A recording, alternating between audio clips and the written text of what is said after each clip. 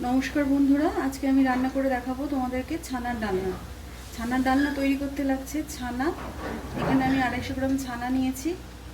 লাগছে ময়দা, আদা বাটা, লঙ্কা বাটা, হলুদ, লবণ। আলু দিয়ে করবো তাই আলু ডুমো ডুমো করে আলু কেটে নিয়েছি, টমেটো কুচি, গোটা গরম মশলা ফোড়নের জন্য। আর এখানটায় আছে কাজু বাটা আর কিশমিশ বাটা। আর এদিকে লাগছে হচ্ছে জিরের গুঁড়ো, ধনে গুঁড়ো, কাশ্মীরি লঙ্কার গুঁড়ো, আর গরম মশলা আর সর্ষের তেল। তাহলে এবার দেখা যাক রান্নাটা শুরু করি। ছানাটা জল ঝরিয়ে রেখেছিলাম, তার মধ্যে দিলাম 1 চামচ ময়দা আর 1 চামচ আদা বাটা লঙ্কা বাটার মিশ্রণ। এবার অ্যাড করব হচ্ছে 1 চামচ জিরের গুঁড়ো,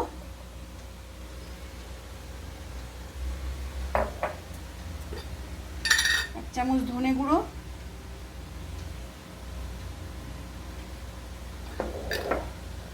কাশ্মীরি লঙ্কা গুঁড়ো আন্দাজ মতন, মানে 1/2 চা চামচ, আর দেবো অল্প লবণ, কারণ লবণ যেহেতু পরে পড়বে তাই এখন লবণটা আন্দাজ করে দিলাম। আর সামান্য হলুদ গুঁড়ো দিয়ে এবার ছানাটাকে ভালো করে হাতের সাহায্যে মাখতে হবে। ছানাটাকে যখন মাখবে তোমরা হাতের সাহায্যে, হাতের চিটুটা দিয়ে এইভাবে নরম নরম করে মাখবে, ডলে ডলে মাখবে, দেখবে খুব সুন্দর হবে বড়াটা। দেখো ছানাটা বেশ সুন্দর করে মাখা হয়ে গেছে। এবার আমি আস্তে আস্তে ছানার যে বড়াগুলো আর কি, বলগুলো রেডি করে নেব। ছানা থেকে এইভাবে মন্ড কেটে নিয়ে 2 হাতের সাহায্যে লেচি কেটে এবার একে একে মন্ড। ছানাটা না একবারে হালকা হয়ে যাবে, তাহলেই বুঝবে যে ছানাটা মাখা হয়ে গেছে।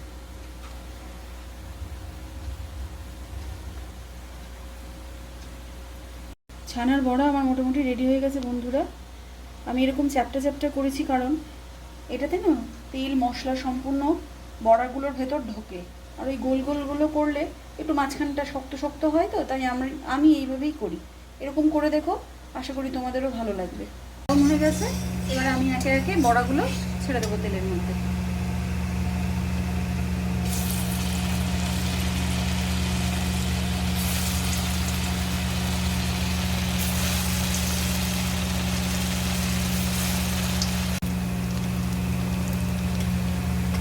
দেখো বন্ধুরা, আমার বড়াগুলো বেশ টুপিট ভালো করে লাল লাল করে ভাজা হয়ে গেছে। এবার বড়াগুলো একে একে তুলে নেব।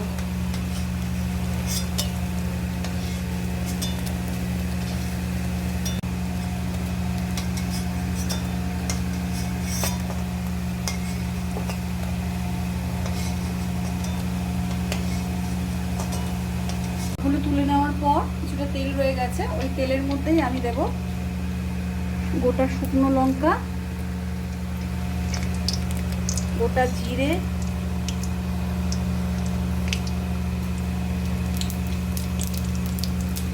আর গোটা গরম মশলা ফোড়ন, দুটো তেজপাতাও দেব। এবার ফোড়নটা যখন, ফোড়নের যখন গন্ধ বেরিয়ে যাবে তখন এর মধ্যে ছেড়ে দেব ডুমো ডুমো করে কাটা আলুগুলো।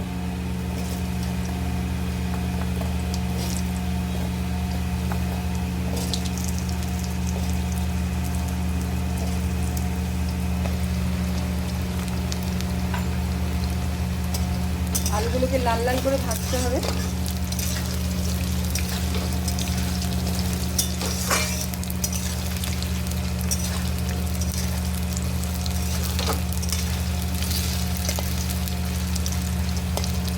এই আলুটার মধ্যে একটু দেবো লবণ,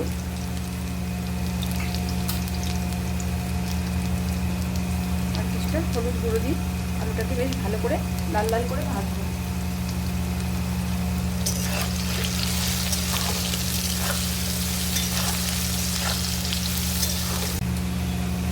আলুগুলো লাল লাল করে বেশ ভাজা হয়ে গেছে। এবার আমি এর মধ্যে দেব টমেটো কুচি। টমেটো কুচিটা দিয়ে কিছুক্ষণ নাড়াচাড়া করবো। এই রান্নাটা না আমি একদম ঘরোয়াভাবে দেখাচ্ছি, হ্যাঁ, যা যেরকম আর কি আমরা বাড়িতে প্রতিদিন খাই সেইভাবেই। যেহেতু আমরা সবাই ঘরোয়া খাবার খেতেই বেশি পছন্দ করি, সেই জন্য আমি সমস্ত রান্নাগুলোই ঘরোয়া পদ্ধতিতে করার আর কি চেষ্টা করি।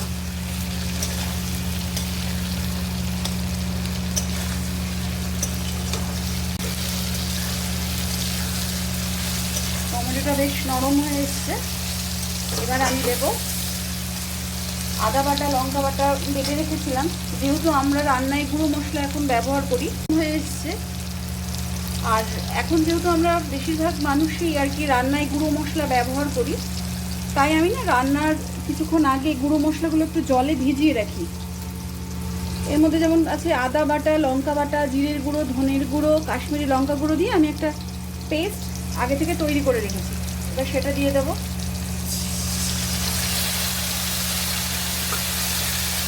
দিয়ে দেবো হলুদ গুঁড়ো,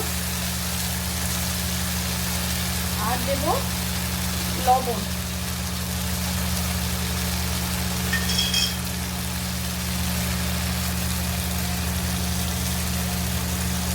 দিয়ে মশলাটাকে ভালো করে এবার কষাবো।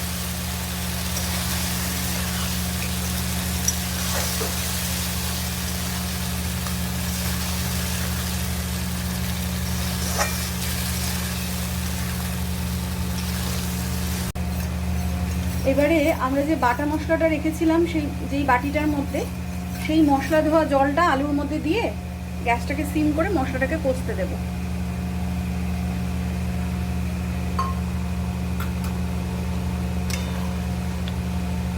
মশলাটা কষুক।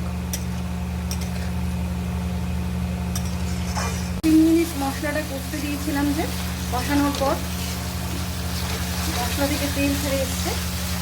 এবার আমি যে আগে থেকে ভেজে রেখেছিলাম কাজু বাটা আর কিশমিশ বাটা, সেটা দিয়ে দেবো। দিয়ে দেবো স্বাদ মতো চিনি।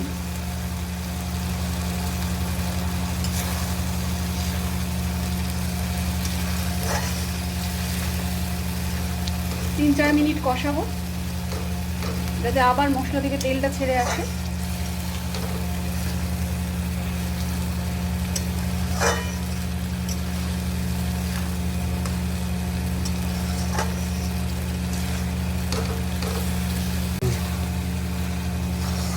দেখো মশলাটা না তলায় ধরে ধরে আসছে, তার মানে আমার পুরো মশলাটা মোটামুটি কষানো কমপ্লিট।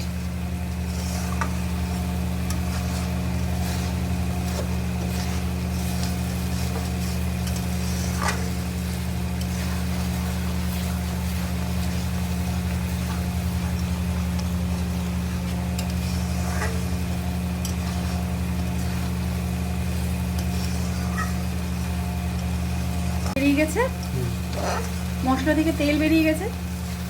এবার আমি দেব 1.5 কাপ জল। গরম জল করে রেখেছিলাম আগে থেকে, সেই জলটাই দিচ্ছি।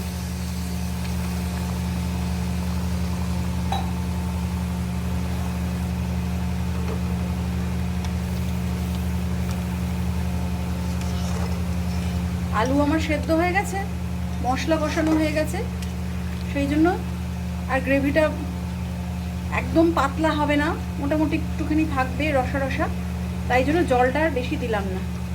এবার আমি দেব একে একে বড়াগুলো।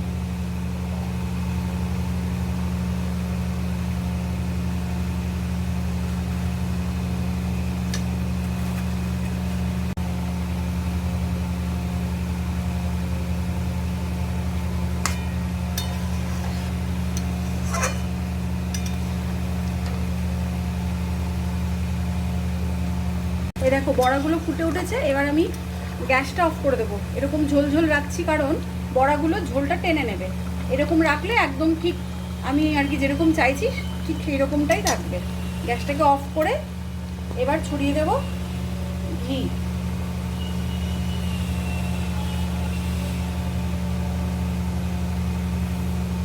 ঘি আর ছড়িয়ে দেব গরম মশলা।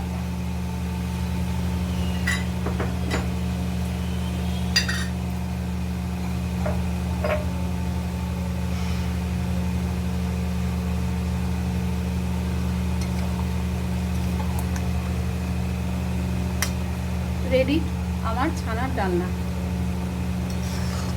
তোমাদের যদি রান্নাটা ভালো লাগে প্লিজ বন্ধুরা আমার চ্যানেলটাকে লাইক করো, কমেন্টস করো। তোমাদের একটা লাইক আমার জন্য অনেক কিছু। প্লিজ আমার চ্যানেলটাকে সাবস্ক্রাইব করো।